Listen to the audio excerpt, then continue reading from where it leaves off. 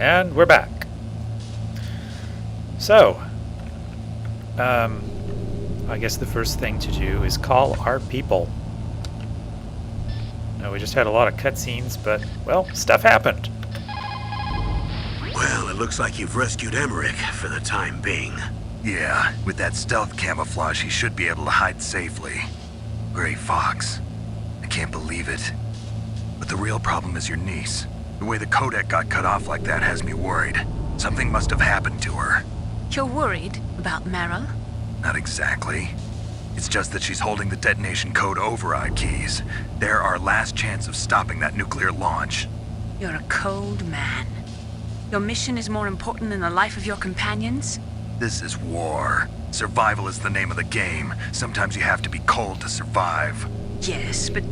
Snake, either way, I want you to find Meryl as soon as possible. I understand. What did I tell you? Emmerich. Not Otakon or whatever. Hal Emmerich. It might be a dumb name, but it's the name he was given. Didn't Meryl say that she's somewhere close by? Why don't you start by searching in that building? Campbell's losing it. Didn't Meryl say that she... Alright. When you're trying to hide, avoid places that look... Master, you're boring me. I don't know what else to say. You have no reaction to this situation? I mean, I value your counsel, Master, but come on. Otacon said that now it's possible to design and test new types of nuclear weapons in a virtual simulation without ever exploding a nuclear device. Is that true? Yes, it is true. Since the establishment of DART and NEEF early in the 21st century, there has been a wealth of data concerning nuclear fission and fusion. There is also much data accumulated from the nuclear tests conducted over the last 4 decades. With the processing speed of today's supercomputers, they can design a new nuclear weapon through virtual reality computer simulations. DART and NIF? I'm literally going to have to rewatch the video to see what that was. By the way, about Nastasha, she has a lot of things to say about all of our weapons. However, I have... actually, she has a lot of things to say, but I haven't really been prompting her that much. Hopefully I can still get her to say all those things for us, but if not, maybe I'll do a special segment for that. Mei Ling, are you still upset? You caught Snake? No, you're feeling better now. Good, good. Good luck, Snake. You just design things to make the world a better place, not things that will blow up and kill everyone. All right, Mei Ling? Can you do that for me? Meryl, as you recall, is, I don't know, dead or captured or something. Who knows? I don't know what the point of knowing this guy's frequency is because we can't call him. I don't remember if we had to call him before or if... No, I don't think we ever could call him because he contacted us to say that there were mines. So how did I get his frequency? Because I can never call... He's never going to answer. I don't know. Alright, so before we go nuts with Nastasha, let's have a little look around at this area here. 1 out of 3 rations. Famosbullet. We used a few of these to, I don't know, give the ninja more pain after we punched him over and over again.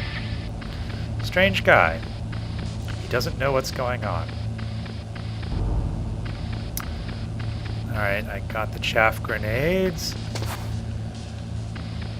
That's it, I guess. Nice little lab, or at least it was until it got all... Oh, here we go. It was a nice lab till it got all, you know, destroyed by that battle.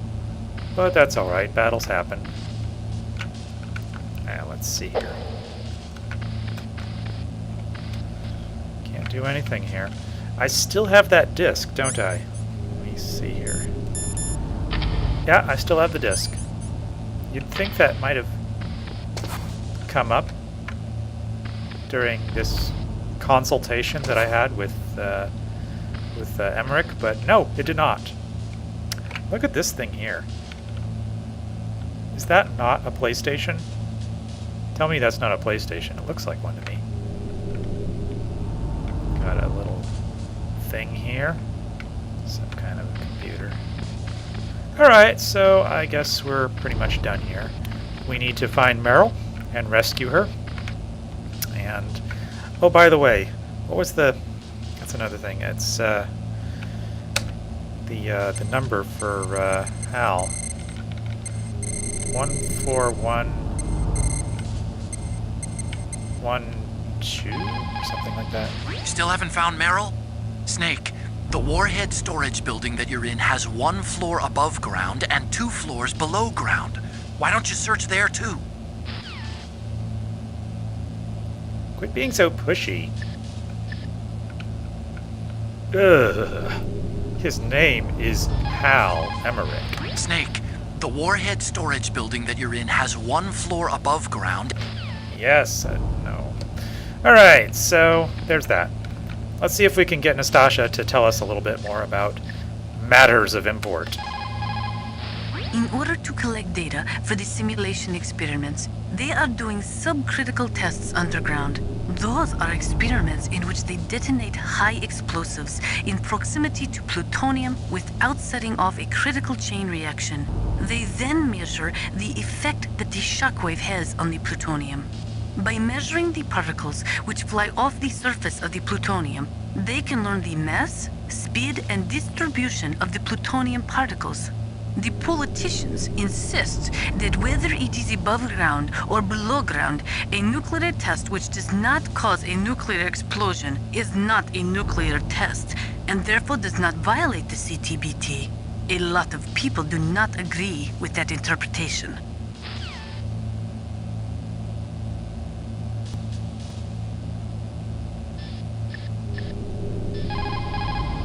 The first subcritical test was performed on July 2nd, 1997 at the Nevada Nuclear Testing Facility. After that, subcritical testing became extremely common, not only in America, but in Russia countries too. They say that the reason for the tests is to ensure the safety and reliability of the existing nuclear stockpile, but that is nothing more than a flimsy cover story. In reality, the danger of a nuclear weapon exploding accidentally decreases over time. It is clear that the real reason for these tests is to aid in the development of new types of nuclear weapons. Even the government admits that the data collected from those tests is used in virtual reality simulation tests. So there's two ways of looking at these tests. One is, hey, you know, it's a great thing that they're not doing the detonations anymore, because in the past they used to do actual nuclear, they set off the bombs, and that, well, the main problem with that is the radioactivity that it releases. On the other hand, they're still doing this other testing that doesn't have a detonation, but it still involves radioactive materials, and, well, your goal, as Nastasha said, is still to create a nuclear bomb, which you probably can't do anything with, but is really bad to have lying around in the first place. It's sort of ironic when you're talking about terrorism, for instance, that you would create something that would make yourself more vulnerable to an act of terrorism, because you don't want people getting their hands on nuclear materials or nuclear weapons. That is amazing. Dr. Emmerich's father participated in the Manhattan Project? That was the secret World War II project responsible for the creation of the first atomic bomb. It had a huge budget, something like $2 billion. They brought in 120,000 of the best and brightest scientists and engineers to work on it. And we all know how that story ended. In July of 1945, they exploded the first nuclear device at Trinity, followed shortly after by Hiroshima and Nagasaki. Trinity. The world was changed forever that day. Scientists and researchers could no longer pretend that their hands were clean of blood. Afterwards, the leader of the Manhattan Project, J. Robert Oppenheimer, said, "The physicists have known sin, and this is a knowledge which they cannot lose."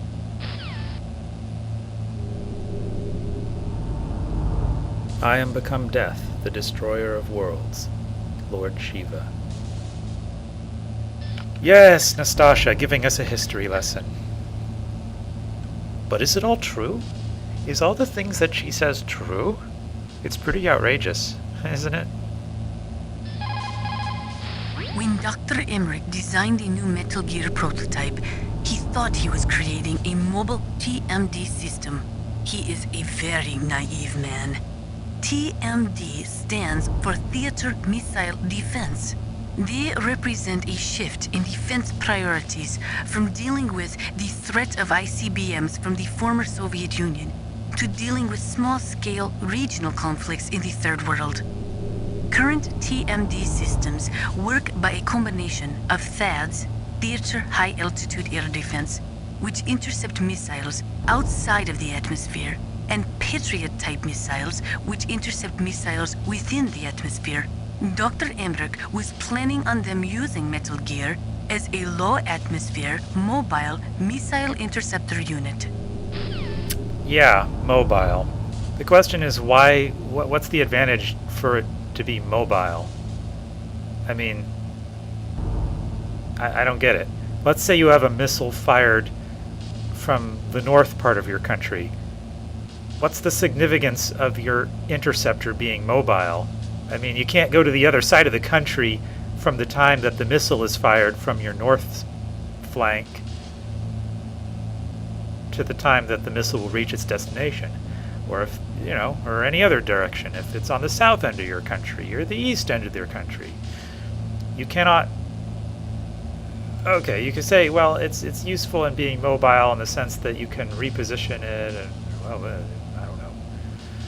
So they have these actual missile defense systems on trucks, which is pretty much, the actual, the real world application of Metal Gear is, missiles on trucks.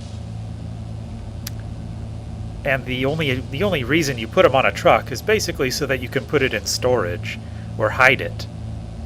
Because the missiles themselves can be launched from anywhere, and it doesn't really accomplish anything for you to have them in a different part of your country. And if you're building Metal Gear, which has big arms and legs, and I don't know, it doesn't make sense. It's a bad design. There are many in Russia, as well as America, who are opposed to TMD systems because they say that it undermines the spirit of the ABM, the Anti-Ballistic Missile Treaty. And there are also those who say that the ABM Treaty is a dinosaur left over from the Cold War. They argue that the strategy of MAD should be maintained by limiting missile defense systems. There was a big debate over it, but ultimately, under pressure from the defense industry, who was looking to expand into new markets, TMD systems were accepted as an integral part of a modern military arsenal. And that's it. It's all about money. It's all about politics. It's all about portraying things as a matter of national defense rather than a matter of how many of these things can we sell and who could make use of this, and about thinking how are these things going to be used in the world. I'm not saying it's a bad thing to have missile defense, but on the other hand, the arms race is a real thing, and unfortunately, with everyone trying to get ahead of everyone else, well, Nastasha raises some serious issues. I think I'm going to have to stick Nastasha's lectures on nuclear proliferation in front of the ninja battle, and And then this is going to have to be the first half of the next episode, which is obviously, I mean, if you're watching it, it's already the next episode. Ooh. Nastasha, take it away.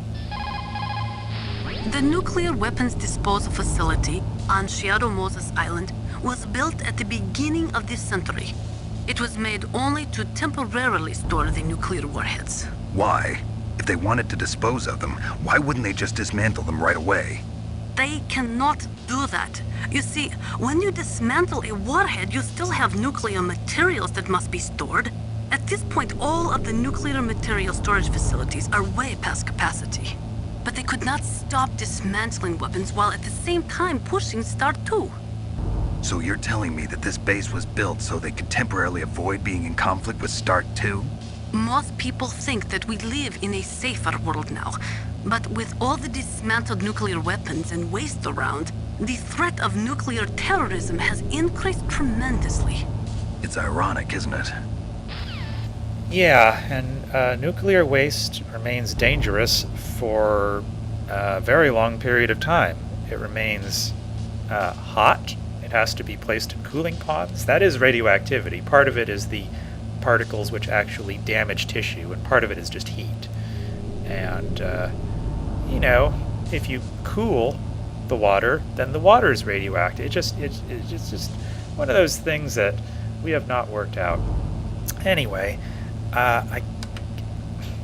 Nastasha's got a lot to say, and I should probably spread out her comments over a larger area and, you know, actually get some gameplay in here as well next time on, well, I mean, I guess I'm going to be splicing the episode together, but yeah, we'll get to more of Nastasha. And also there's Hal Emmerich. Yeah, Hal, you did a terrible job on Metal Gear. It should just be a truck, you know? What was the point in designing the thing with legs? And it just basically does what all the existing missile launching systems do. And what is it? I don't get it. Why should you combine a tank with a missile launcher? Isn't it just a bigger target?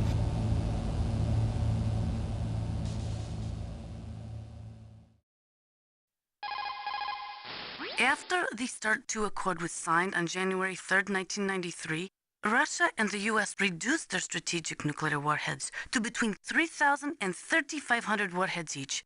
They completely dismantled all of the ICBMs which contained MIRVs. As a result of that, there are over 15,000 dismantled nuclear warheads waiting to be disposed of. All right. I don't know if that's intelligent or really stupid. Nastasha's point is that they dismantled the nuclear weapons, and now the warheads are sort of loose and can be lost or damaged or misused or stolen, etc., etc., etc. So yeah, it would probably be a good idea to have a plan for dismantling the nuclear warheads after they are removed from the missiles. That probably should have been part of the plan. The warheads are supposed to be dismantled at Pantex or some other dismantling facility, but there are limits to how many warheads they can process. We just do not have the capabilities to dismantle all the warheads that are out there. Better get started. Over 200 tons of plutonium and over 1,000 tons of high-grade uranium have been removed from nuclear weapons so far. And on top of that, nuclear reactors all over the world continue to produce and leak spent nuclear fuel. According to one estimate, as of the year 2005, America alone was storing over 50,000 tons of nuclear material. There is no room left in our nuclear material storage sites. That is why we need nuclear weapon disposal facilities. You know, I think that nuclear technology is a great technology, but it is an immature one. And, you know, without the breeder reactors, without fusion, you're just... it doesn't make sense. there has to be a full cycle for nuclear materials, and just dumping them doesn't make sense. Because of the nature of the materials and the hazards that they present, you can't just have nothing to do with them after they're used in a nuclear power plant. And of course, nuclear weapons present their own set of dilemmas.